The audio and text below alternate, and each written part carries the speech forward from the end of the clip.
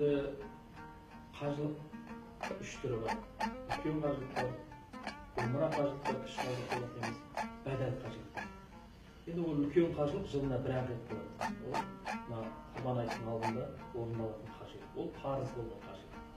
Яғни ақшасы бар, жағдайы бар адам өмірінде бір рет мұсылман адам қажылыққа барып, ойына парызын түсіру. Ол жылына бір рет болады. Умра қажылық ол басқа уақыттардың барлығында бола береді. Умра қажылық ол парыз емес, оның үкімі сүннет. Бірақ оның умра қажылық өтеген адамның орнына парыз түспейді, бірақ Мекке, Мәдинаны көріп құлшылығын жасап қайтады. Ал енді бәдәл қажылық деген бар. Ол бәдәл қажылық басқа адамның орнына өтелетін қажылық. Басқа біреудің орнына.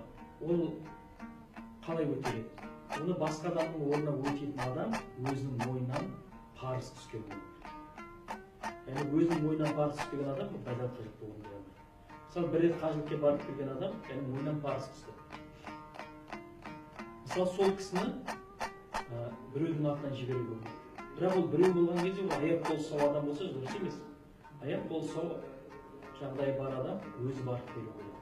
Бұл жерде мысалы дүниеден өтіп кеткен, немесе көзі тірі, бірақ денсаулығы жарамайды Меккеге барып келуі. Міне осы сияқты кісілердің орнына бәдәл қажылық орындалуға болады. Ол үшін жаңағы бұрын қажылығын өтеппеген адамның толық жолын көтереді, барып келу жолын.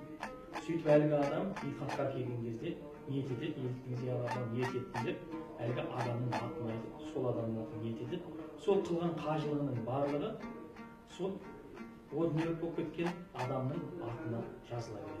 Немесе жағдайы келмейтін, денсаулығы жарамайтын көзі тірі адам болса да, соның атына және амал дәптеріне қажылық парызын өтеді деп жазылады.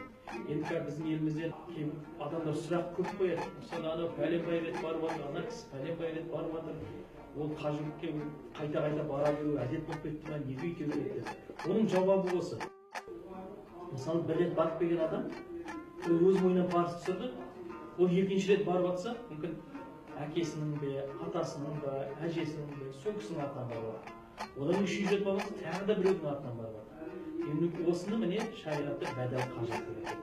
Яғни біреудің атынан орындалатын қажылықты осы бәдәл қажылық дейді.